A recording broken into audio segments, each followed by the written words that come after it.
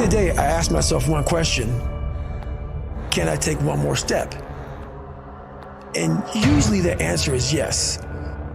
So if you can answer that question and not take another step, that is real failure. That is real quitting. So a lot of people can take one more step and they choose not to. I don't know if you can take 2 steps. You got to answer that question after you take the first step. But I can always take one more step. So if I choose not to, that's on me. I got to live with that. Most people think I'm just some animal who runs and yells and just says in mother all the time. And that's nowhere near the truth. That's maybe what they see in a 1-minute video, and that's what we believe. But there's a lot of thought behind a person being a born loser, becoming who I am today. You don't just wake up and just rocky. You gotta wake up and think about, there's a process to getting better. For me, I built Goggins from the ground up. I was born David Goggins. David Goggins wasn't good enough. He was a scared, bullied, abused kid. That kid, whenever something got tough, no matter how hard I trained, no matter how ready I was, whenever something got tough for me, David Goggins, the real David Goggins, would come out and he would quit. So I realized this over a period of time. So I had to build Goggins. And in that process, I had to go back to that mental lab. And that mental lab is at scratch. That mental lab is in that trained humility. And so that's where I get better. I get better when I'm digging holes in the ground, when I'm waking up early knowing I don't have to do these things. That's where I get better. What do you think most people get wrong about motivation? They think it's a permanent fix. They think it's something that is a constant. They think that maybe once I get it, I'm gonna hold on to it. Nothing is permanent. Nothing is permanent. And a lot of times you have to learn to perform without motivation. You have to learn to perform without purpose. You have to learn to perform a lot of different things. And that's what people think. They think I need to have this motivation to work out, to study, to be better. So if they don't have it, they just don't do it. And that's where you fail. You have to learn to train your mind well beyond motivation. If you have motivation, that's great. That's some kindling to the fire. All it takes is a little bit of a spark, you can burn a whole forest up. But motivation, you have to learn to exist without it. You have to be your best self when you're least motivated. And that's the tricky part about all that.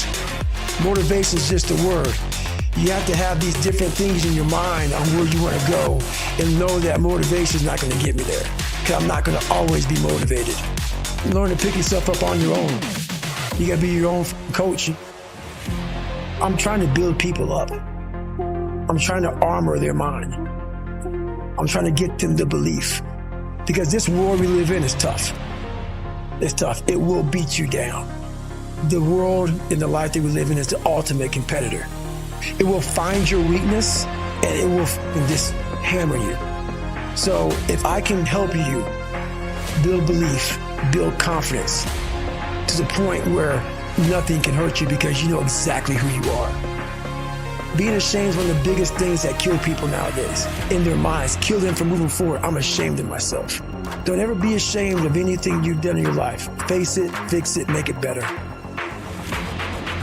You have to build a person that can withstand the pressures of whatever they're going to be dealing with in life. I'm not trying to send a message of run 200 miles, be the baddest motherfucker in the world, but be tough.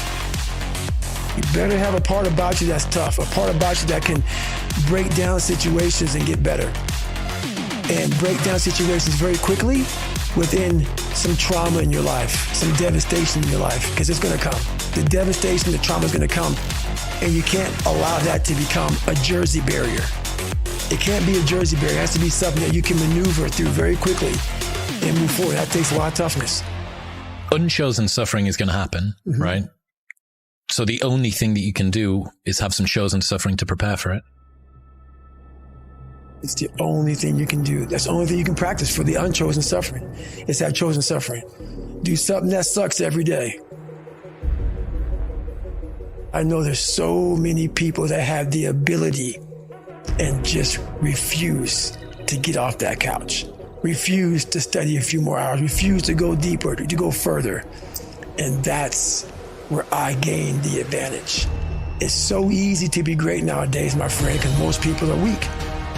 Most people don't want to go that extra mile. Most people don't want to find that extra because it sucks.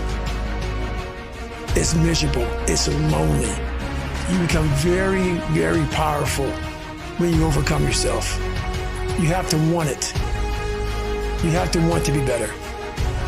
And it starts off with you have to have pride in yourself. You have to have pride in yourself.